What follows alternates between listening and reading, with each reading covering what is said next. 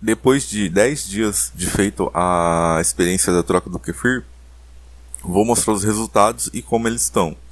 Aí tem o pote de kefir que eu estava fermentando, já mostrei que eu estava usando um volume reduzido.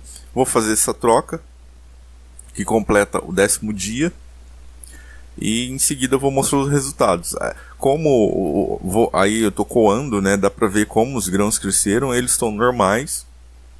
Daquele farelo que eu recebi, eles já estão normais, se recuperaram, se restabeleceram, né, dentro do normal. Aí eu estou mostrando na colher. Lógico, eles têm uma sujeirinha que é do açúcar mascavo que eu estou utilizando. O volume foi de 250 ml e agora eu já considero que eu posso chegar ao volume normal de consumo, que é esse potinho que tem próximo de 500 ml, que é um pote de vidro, né, de doce, que eu reutilizei.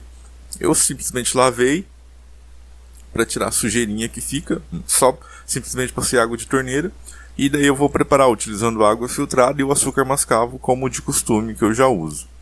E querendo ou não, eu acredito que o experimento foi mais rápido do que eu pensei. Os resultados foram bons. Eu vou agora, terminando de mostrar esse vídeo desse preparo, eu vou mostrar os resultados que a pessoa que recebeu o meu kefir teve e vou concluir essa experiência. Daí eu coloquei ali a olho mesmo, até um nível que eu acredito que de 500 ml. Vou colocar 2 colheres de açúcar mascavo para fermentar e todos esses grãos de kefir, e dá para ver que não tem mais massa, os grãos estão inteiros, né? Não precisa estar muito grande, mas também não muito pequeno, mas ao mesmo tempo eles estão inteiros. Só dissolver o açúcar mascavo, garantir que o açúcar está bem dissolvido. E um detalhe é que eu não coloco paninho ou filtro, eu só deixo a tampa semi-solta. Ou seja, sai gás, não cria pressão nem nada, e ao mesmo tempo não entra inseto. É a forma que eu achei mais prática. Ao mesmo tempo poderia sim colocar um paninho, ou colocar um filtro, prender com um elastiquinho no frasco, no vidro, mas não é, eu acho que não é o que eu tenho o costume de fazer. E como a experiência era que a gente cultivasse como de costume, eu sigo como eu já faria antes mesmo. Daí estou aí, eu vou transferir os grãos para o pote, eles estão normais.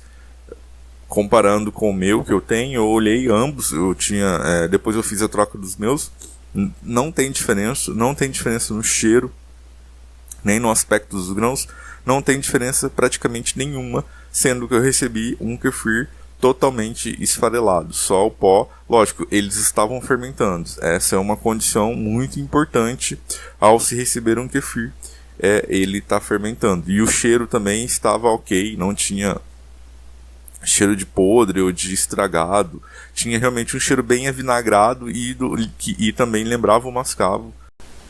Mostrando os resultados da pessoa que recebeu a minha amostra de kefir, tá aqui, eu fiz uma postagem no blog com o título Experiência Troca de Kefir, amostra enviada, e aqui está o retorno que o Sandro me passou via e-mail. Então ele tirou uma foto, vou abrir a foto. Ele tirou uma foto de quando o kefir acabou de chegar, a minha carta ainda estava aqui, ele ainda estava no plástico filme. Em seguida, provavelmente já deve ser na casa dele, quando ele abre o plástico filme, mostrando como estão os grãos, não amassaram muito, mesmo o correio colocando peso por cima e tal, eles ainda conseguiram chegar inteiros, alguns pelo menos, lógico, uma parte deve ter amassado. E aqui tá as descrições. Ele me retornou um e-mail mostrando o 5º dia dele. Então, o segundo texto que ele me informou, né, ele mostrou as fotos do 5º dia, e ele fala aqui que realmente a qualidade do kefir que ele recebeu, ou seja, o meu, ele considera superior ao que ele vinha cuidando. Ele continua cuidando do que ele enviou, e ele notou muita diferença entre os dois. O cheiro é mais parecido com o fermento de pão, menos acidez e mais palatável da amostra que eu enviei. Sem contar o crescimento, que no 3º dia ele já tinha 73 gramas. Ele pesou numa balancinha, lógico. Eu enviei cerca de uma colher, não daria 15 gramas, ou aproximadamente 15 gramas, de 15 a 20. E no terceiro dia ele já tinha 73 gramas. No quinto dia ele já tinha 155 gramas de grãos de kefir, sendo que ele até fez doações. Então ele acredita que o kefir que ele adquiriu um ano atrás pode ser de qualidade duvidosa. Vou abrir aqui as fotos. Então essa foto do terceiro dia, onde ele estava com 73 gramas aproximadamente. Dá para ver bem os grãos, o tom marrom escuro do açúcar mascavo, os grãos bem formados, sem massa. E aqui é uma foto do quinto dia, onde eu acho que ele está com uma vazia maior ainda. Dá para ver que os grãos não estão muito opacos, eles estão bem gelatinosos e lembram um cristal cristalino, né? Isso é bem interessante, mostra que estão saudáveis, o cheiro está ok, o resultado foi bom. Ele conseguiu um resultado muito bom, eu também acredito que sim, mesmo ele falando que ele fala da qualidade, né, do kefir anterior dele ser duvidosa. Eu acredito que não, eu acredito que possa ser a forma do cultivo. Então, voltando aqui no vídeo, onde eu falei que o objetivo da experiência é ver o que mais impacta no kefir, se a origem é uma forma de cuidar. Agora, com essa experiência, com os resultados que eu obtive ao longo dos 10 dias e vendo os resultados que ele teve em apenas 5 dias, eu concluo, ou senão eu eu começo a pensar que a origem impacta muito, pois ele teve um resultado rápido e um resultado muito bom. Eu recebi a amostra dele, eu cuidei conforme eu cuido, entretanto eu tive que fazer essa seleção, então demorou um pouco, demorou 10 dias para eu conseguir chegar não na qualidade, mas numa fermentação que eu estabeleci que é padrão. Lógico, a forma de cuidar impacta muito.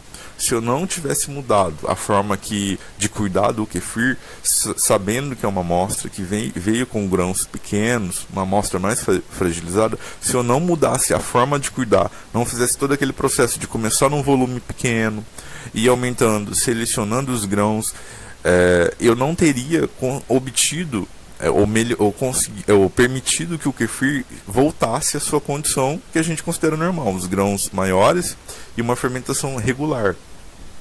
Se eu não tivesse feito esse processo, essa etapa que eu chamo de preparo de inóculo, na fermentação é muito comum se falar em preparo de inóculo, se eu não tivesse feito isso e aumentando o volume aos poucos, ele não teria se restabelecido a sua forma que a gente considera normal. Então, lógico, o que impacta mais? A origem do seu kefir. A origem impacta muito. Se eu tivesse pego aquele kefir esfarelando e continuasse a cuidar só trocando água, ele ia se multiplicar, ele estava se multiplicando, ele estava fermentando, mas ele continuaria da mesma forma. O kefir, querendo ou não, ele tende a se adaptar para continuar da mesma forma. Como quebrar esse ciclo dele querer continuar pequeno? Foi fazendo essa etapa de ir aumentando aos poucos, dar condição para ele crescer e deixar que entenda que aquilo é o normal, ou seja, é um período de adaptação, onde você vai estimulando isso e selecionando, lógico, os grãos menores eu tive que descartar. Então, a origem impacta muito, a forma de cuidar também, querendo ou não, pode impactar. Ele recebeu, ele continuou cuidando de ambos e eu também. Então nota-se que a origem é muito importante sim. A forma de cuidar, você vai ter que adaptá-la para conseguir alcançar os resultados, que foi o que eu fiz. Eu não simplesmente só fiquei trocando. Eu mudei o processo, fiz essa etapa de seleção para conseguir chegar lá. Então, se me perguntarem o que impacta mais, a origem com certeza impacta muito. A forma de cuidar, ela vai impactar, eu acredito que daqui para frente, depois que você restabelece o seu kefir, a forma de cuidar impacta muito, mas a grosso modo, eu acredito que a origem impacta muito mais. Então, procurar um kefir saudável, com higiene e que esteja fermentando. Caso receba um kefir pequeno, farelo, caso tenha grão, continua cuidando normalmente que eles vão se crescer normalmente. Mas se você receber um kefir farelo ou ele está quase morrendo, aí sim você vai ter que adaptar a sua forma de cuidar. Então, ao longo dos 10 dias, eu acredito nesse resultado, que foi um resultado positivo, e eu acredito que seja uma experiência válida para todo mundo fazer, ou onde dá para aprender alguma coisa.